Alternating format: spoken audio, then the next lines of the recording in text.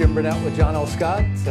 Welcome to the studio, and I got Brandon Christensen here with me today from Doyle Mortgage, and we're going to talk a little bit about what's happening in this crazy housing market that we're in. You know, when I'm out there talking to buyers and even sellers, the number one question people are asking, should I buy now or should I wait for the market to crash and get a better deal later? I'm sure you hear that as well. Yeah, that's a common concern. I would say it's a valid question, I think, because when you kind of look at the market and where we've been, where we potentially could be going, there is a lot of uncertainty out there, and people are faced with really higher than ever home prices where affordability is becoming a concern. My response to that, Jim, would be let's study the market. Because I think the best way to kind of predict future outcomes or future behavior is to take an analytical view of what's happened in the past. So let's rewind the clock back to the 2006, 2007 time frame. I was good and young back then. The good old days, right? Well, for some of us, they were the good old days. There was obviously a catastrophic economic downturn at the onset, right? Correct. So 2008 was the financial crisis where the housing market imploded. So that's, kind of what I've discovered to be the root of most people's cause for pause and concern is because we went through a difficult period of time after that downturn. And so what I meant by kind of taking a look back and taking a look at the historical perspective there is we really need to understand what happened. What caused that financial downturn? And one of the root causes of the housing crisis specifically, of course, anytime there's economics involved, there's multiple variables and a lot of things all working together at once. That's the nature of our economy. It's a big, robust machine. But if you look specifically at the housing market, what was going on during that time was an oversupply of homes. So mix that with lenders wanting to put people in mortgages so they could qualify to buy this oversupply of homes. What you got out of that was people qualifying for homes that they shouldn't have qualified for. Okay. There were a lot of, fast and loose lending, I think is the best way to explain it, that was going on back at that time. People were qualifying for loans on stated income, stated assets, meaning all you had to do was state how much money. We think about it now and we kind of laugh and giggle, but that was the reality of 2005 to 2007, immediately prior to that housing crash. So people were qualifying for mortgages that ultimately they shouldn't have been qualifying for, which in turn converts to people being unable to make their mortgage payments, right? So in an already saturated inventory situation, now we had people foreclosing on homes because they weren't making their mortgage payments. So it led to an even worse inventory problem. And what happens when supply exceeds demand is prices plummet. Right. That's the natural economic consequence, which is the implosion of the housing market or that bubble bursting.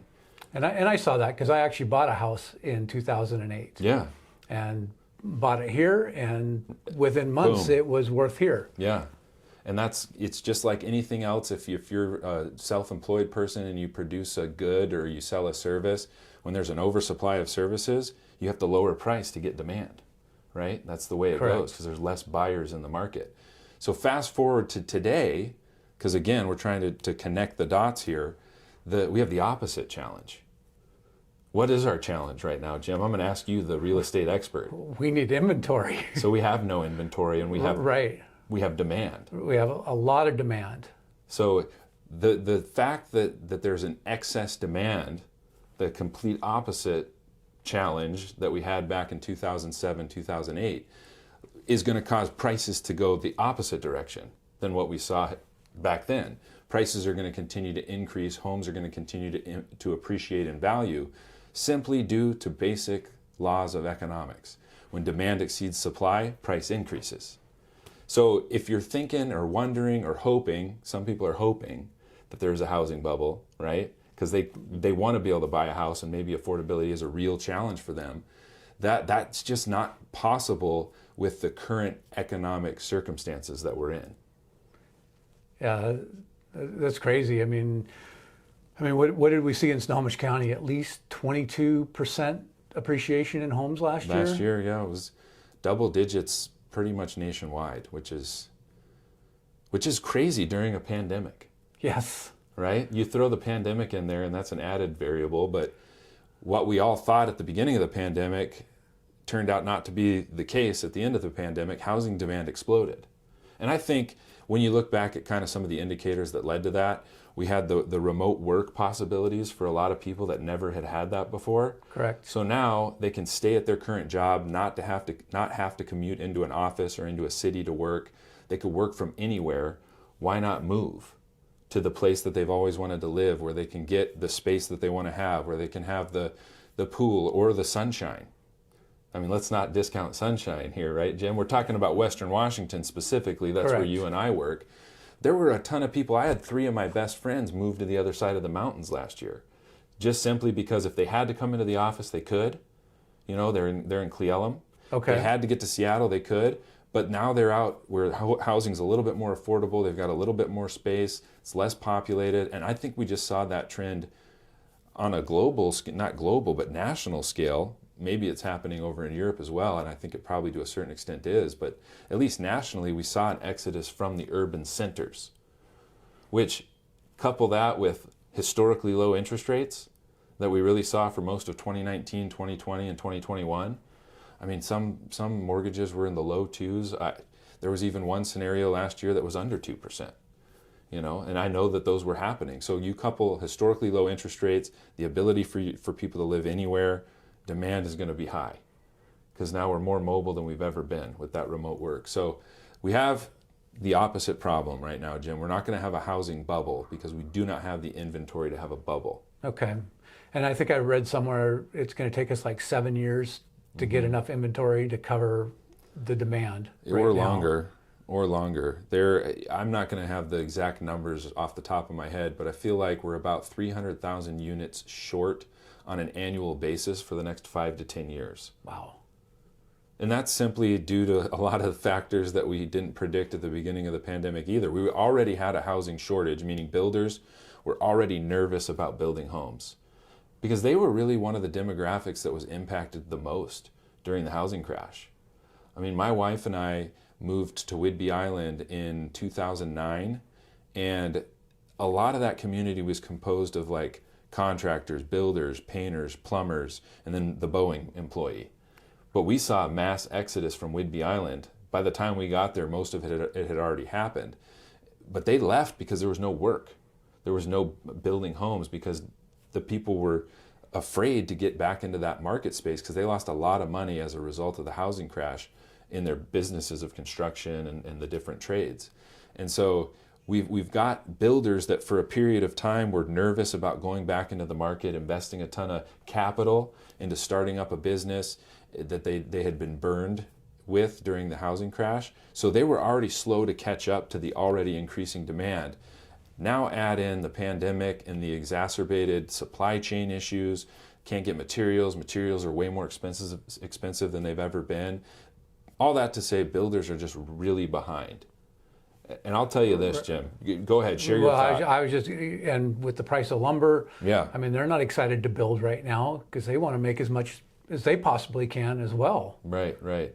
I was there's an institution called CoreLogic, which has a pretty heavy role in the real estate industry, and I was on with the chief economist last week, and he was speaking to the cost of building a home.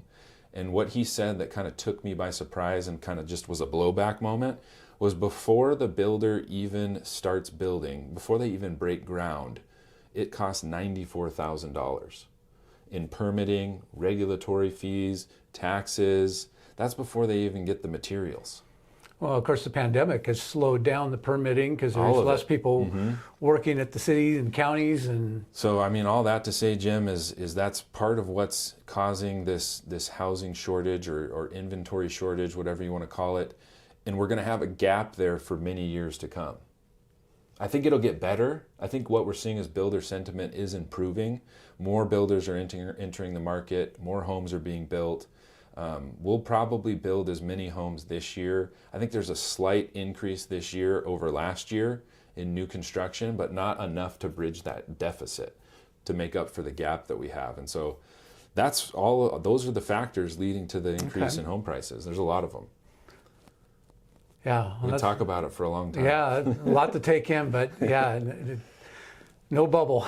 Yeah, and that there, I don't want it to come across as all negative. I mean, the news is the news. The flip side of that is, as a homeowner, you take advantage of this, right? Because you have a home, you own a real estate asset that's appreciating in value. And that's really the beauty of home ownership from an investment or wealth building perspective, is that's like a bank account that's growing every day. And you're kind of almost like, it doesn't impact you as much to hear that we're behind on new construction, because your value is going up as a result of that, which I think we're going to talk about. Right. So we're gonna break here, and then we're gonna come back with another segment where we're gonna talk about the cost of waiting to buy. Good one. And how that affects your cash flow and just your appreciation and just your equity in the home you're going to buy. I would say, Jim, just kind of in closing, there's three, you were alluding to these three things. Cost of waiting, such a large term. There's really three components to the true cost of waiting to purchase real estate. It's, as you mentioned, monthly cash flow. That is certainly something to be aware of. Number two is amortization gain. That's a fancy word. We're going to dive into that. Number three is appreciation gain. So we'll dive into those three things and how those make up the cost of waiting, so that you can make an educated financial decision when approaching the purchase of a real estate asset. That sounds good.